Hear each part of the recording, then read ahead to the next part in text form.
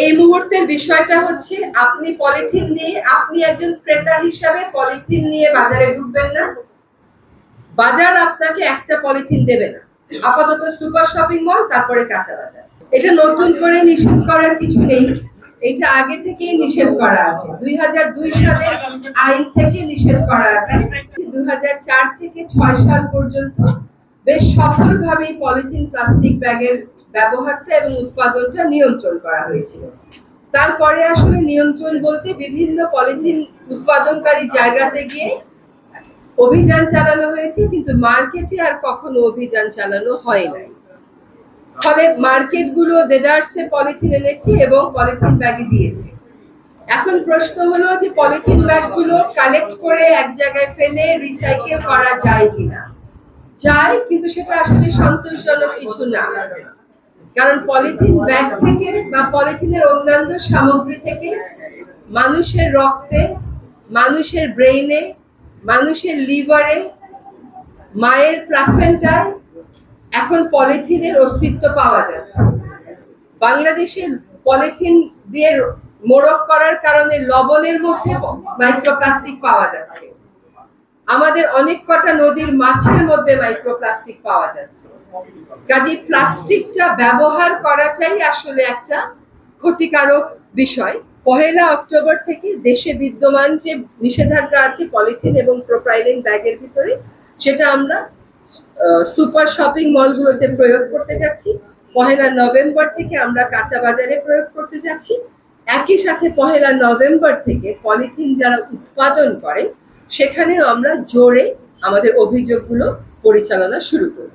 সকলেই কিন্তু পর্যাপ্ত সময় পাচ্ছেন। আমরা বিকল্প সরবরাহের জন্য কাজ করছি। আর বিকল্প বাংলাদেশে পলিথিন শপিং ব্যাগের বিকল্প প্রথাগতভাবেই আছে।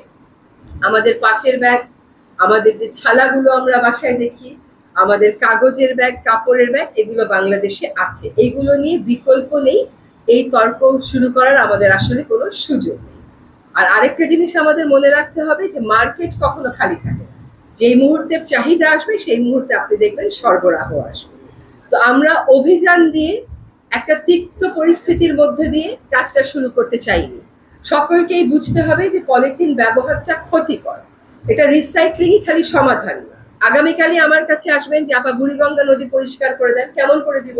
ওইটা নদীর তলদেশে তো 3 থেকে 6 ফিট আপনার পলিথিনের আস্তর পড়ে আছে, যেটা ড্রেজিং মেশিন দিয়ে তোলা সম্ভব হচ্ছে না।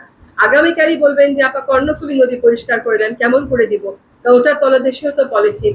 সাম্প্রতিক সময় নদী দূষণ নিয়ে একটা গবেষণা হয়ে গেছে, সেখানে 56টা দূষিত নদী, 56টার তলদেশে পলিথিনের পুরু আস্তর।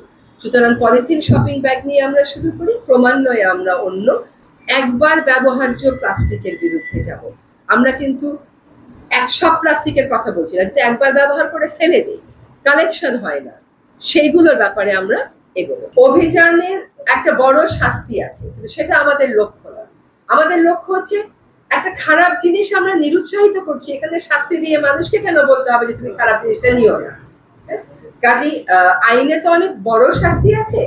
আমরা উৎপাদনকারীর কিন্তু কোনো ছাড় নেই, কারণ তাকে বারবার বলা হয়েছে, বহু বছর বলা হয়েছে, তার বিরুদ্ধে ক্রমাগত অভিযান চলেছে, কিন্তু সেই অভিযান ফলপ্রসূ হয়নি। উৎপাদনকারীর বিরুদ্ধে অভিযান যেন ফলপ্রসূ হয় সেজন্য আমরা কঠোর ব্যবস্থায় যাব। আপনি যখন দোকানে যাবেন, আপনি চানাচুরের প্যাকেট কিনবেন না তো আমরা বলি নাই, পাউরুটির প্যাকেট কিনবেন না তো বলি নাই। কিনে যেই প্যাকেটে আনবেন সেই প্যাকেটটা পলিথিনের হতে পারবে না, সেটা বলছি। আমি বললে এই মুহূর্তে তো পাউরুটি আর চানাচুর ওরা অন্য প্যাকেজিং এ যেতে পারছে না, সেখানে আমরা ডিজাইনে পরিবর্তন আনবো, টিস্যু ব্যাগে ডিজাইনে পরিবর্তন আনা। অনেকের একটা প্রশ্ন আছে যে ময়লার বিনে যে পলিথিনটা দেয়, আমরা কিন্তু বলছি না যে আপনি ময়লার বিনের ওটা আপাতত কিনবেন না। আমরা খালি বলছি আপনি ক্রেতা হিসাবে পলিথিন ব্যাগ নিয়ে যাবেন না, বিক্রেতা আপনাকে পলিথিন ব্যাগে আপনার সামগ্রী দেবে না।